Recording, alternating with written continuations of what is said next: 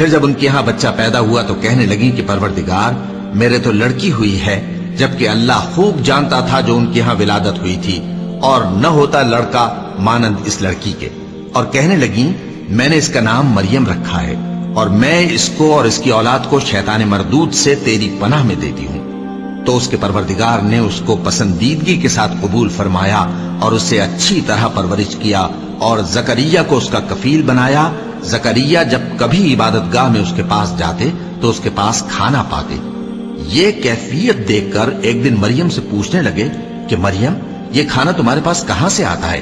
وہ بولی کہ اللہ کے ہاں سے آتا ہے، بے شک اللہ جسے چاہتا ہے بے حساب رزق دیتا ہے۔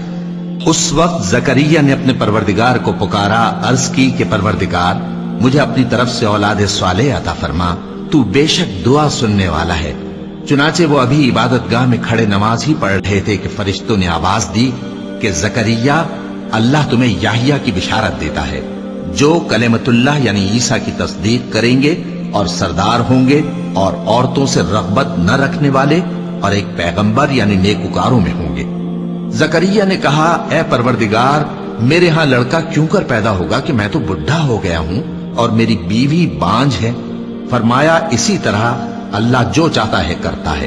زکریا نے کہا کہ پروردگار میرے لیے کوئی نشانی مقرر فرما دے۔ فرمایا تمہاری نشانی یہ ہے کہ تم لوگوں سے 3 دن اشارے کے سوا بات نہ کر سکو گے، تو ان دنوں میں اپنے پروردگار کی کثرت سے یاد اور صبح و شام اس کی تسبیح کرنا۔